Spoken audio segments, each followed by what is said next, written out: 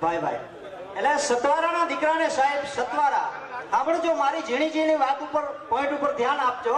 સતવારા શું કામ કહેવાય? અરે સાહેબ, સતવારાના શબ્દને તમે છૂટો કરો ને તોય સીધી વાતમાં સમજાઈ જાય. જે સત્યને વરેલા હોય ને એને સતવારા કહેવાય સાહેબ. અરે સત્યના રસ્તે ચાલે તે સતવારા, સત્યને જીવી જાણે તે સતવારા. અરે પરસેવાનું કરીને અમૃત, પરસેવાનું કરીને અમૃત સત્યને માટે વાપરે તે સતવારા. આવો જાજરમાન સમાજ સાહેબ સતવારા. પછી કડિયાથી ઓળખાય સાહેબ. આપણો સમાજ સુરેન્દ્રનગર ડિસ્ટ્રિક્ટના મિત્રો હશે, ખબર હશે, ઘણી જગ્યાએ કડિયાથી ઓળખાય છે. એનું કારણ એ છે કે સતવારાના દીકરા આજથી વર્ષો પહેલા સિદ્ધરાજ જયસિંહે જેથી રુદ્રમાળનું નિર્માણ કરાવ્યું, તેથી મારી તમારી સમાજના એની અંદર કારીગરો હતા અને તેથી સિદ્ધરાજ જયસિંહે સાહેબ એને તાંબાના પત્ર ઉપર કડિયા તરીકે બિરુદથી સન્માન્યા હતા ને, એટલે આપણે કડિયાથી ઓળખાય. ત્યાર પછી સતવારા છે એ દલવાડીથી ઓળખાય. એનું કારણ એ સાહેબ કે આ પૃથ્વીના પટ ઉપર પ્રથમ વખત જેને મહેનત કરી અને દિલથી કૂવો ગાળી અને વાડી રચાવી અને દિલથી વાડી રચાવી ને એટલે મારો સમાજ દલવાડીથી ઓળખાય છે સાહેબ. આવો જાજરમાન સમાજ હોય સાહેબ. અરે 11 કરોડ સતવારા સાહેબ ભારતની અંદર રહેતા હોય, એ સમાજને સાહેબ. પણ મારી અમુક વાત, હમણાં ઉનાળાની શરૂઆત થઈ ને સાહેબ, ત્યારે હું ભાટિયાની બજારમાં દ્રાક્ષ લેવા ગયો. સાંભળજો મારી વાત. એટલે દ્રાક્ષ લેવા ગયો એટલે મેં રેકડી વાળાને પૂછ્યું, મેં કીધું ભાઈ દ્રાક્ષનો શું ભાવ છે? મને કે 100 રૂપિયા કિલો. એમ મેં કીધું હા. તો મેં કીધું આ છૂટી બીજી પડી હતી. મેં પૂછ્યું, મેં કીધું આનો શું ભાવ છે? મને કે 50 રૂપિયા કિલો. પછી મેં એને પૂછ્યું, પછી મેં એને પૂછ્યું, મેં કીધું આ દ્રાક્ષ નબળી છે? મને કે નબળી નથી, પણ આ ઝૂંડમાંથી નોખી પડી ગઈ ને એટલે આની કઈ કિંમત નથી. અરે સાહેબ, એથી આગળ વાત કરું.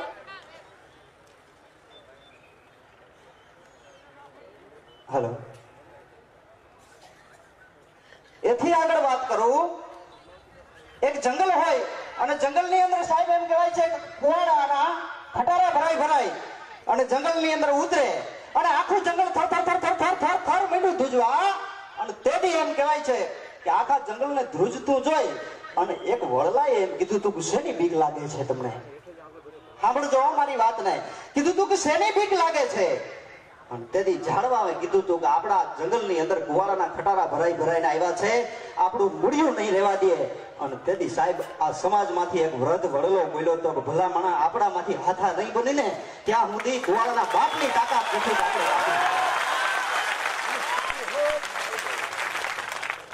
સમાજ સાહેબ ક્યારે કહેવાય? આજે સ્વામી વિવેકાનંદના શબ્દોને હું જો કહું તો આજે એવું નિર્માણ થઈ રહ્યું છે સાહેબ. આજે એક મૂર્તિની આપણે સ્થાપના કરી રહ્યા છીએ. આ એક શિવની મૂર્તિ સાહેબ બીજે ન હોય. આ સમાજ બેઠો ને એ શિવ જ છે ભલામણ. આ સમાજ અરે મોતની તાકાત શું મારી શકે? જિંદગી તારો ઈશારો જોઈએ. જેટલી ઊંચાઈએ જવું હોય માનવી એટલા ઉન્નત વિચારો જોઈએ ભલામણ. પેલા તો સંગઠનની તાકાત છે સાહેબ. આજે ઘણા બધા મિત્રોને આપણે સાંભળવાના છે, ઘણા બધા મિત્રો અહીંયા પધાર્યા છે. પણ એક વાતને કહી અને મારે મારી વાતને વિરામ આપવો છે. શાંતિથી બધા જ્યારે આટલું વિરામણ મને બોલવાનો મોકો આપો છો ત્યારે આપણે સાહેબ બજારે, ચોરે, ચોંટે અને બધી જગ્યાએ એવું મેં સાંભળેલું છે. તમે સાંભળ્યું હોય કે નહીં મને ખબર નથી, પણ મેં સાંભળ્યું છે કે આ હતવારો છે ને, સાંભળી લેજો. સતવારાના દીકરાની અંદર સહન શક્તિ કેમ આવી એ મારું તારણ તમને કહું છું કે જેથી પૃથ્વીની ઉપર સમુદ્ર મંથન થયું અને સમુદ્ર મંથન ની અંદર થી 14 રત્નો નીકળ્યા, ઐરાવત હાથી નીકળ્યો, કામધેનુ ગાય નીકળી. આ બધું નીકળતા આ છેલ્લે કાલકૂટ નામનું ઝેર નીકળ્યું અને દેવો દાનવો સાહેબ ઝેર લઈ, ટૂંકમાં વાત કરું છું, કૈલાસ પર્વત ઉપર ગયા હતા અને કૈલાસ પર્વત માથે ભોળાનાથને જઈને કીધું તું પ્રભુ આ ઝેરનું કંઈક નિવારણ કરો, નહીતર આ દુનિયા નહીં બચે. અને સાહેબ તેથી મારો દાડો ભોળોનાથ એટલું બોલ્યો તો આ ક્યાંથી લઈ આવ્યા છો ઝેરને? તો કે આ સમુદ્ર મંથન કર્યું ને એમાંથી નીકળ્યું. તેથી ભોળાનાથે કીધું તું ભલામણા એમાંથી ઝેર જ નીકળ્યું છે? તો કે નહીં, એમાંથી ઘણું બધું નીકળ્યું. તો કે એ વસ્તુ ક્યાં તકી? તો અમે ભાગ પાડી લીધો છે. આ ઝેર છે એને કોઈ પચાવી શકે એમ છે નહીં, એટલા માટે તમારી સામે લઈને આવ્યા છીએ. અને તેથી એમ કહેવાય છે કે ભોળાનાથને સામે દેવો એને દાનવોએ આજીજી કરીને કીધું તું કે હે દાદા, તારા સિવાય આ દુનિયામાં કોઈ બચાવનારો નથી. અને તેથી ભોળાનાથે વિચાર કર્યો તો કે જો દુનિયા બચી જતી હોય, 3 લોક બચી જતા હોય, તો મારું ભલે જે થવાનું હોય થાય. અને તેથી દાડો ભોળોનાથ ઝેર પી ગયો. તેથી મારો તમારો દાડો નીલકંઠ કહેવાય. હવે સાહેબ સાંભળી લ્યો, ઈ ભોળોનાથ અને એના છોરુડા હતવારા, ભલા માણસ જેનો દાડો ઝેર પી જતો હોય ને એના છોરુડાનામાં જન્મજાતમાં તાકાત પડી છે ભલામાં. એટલા માટે આ સમાજને સાહેબ એમ કહેવું પડે.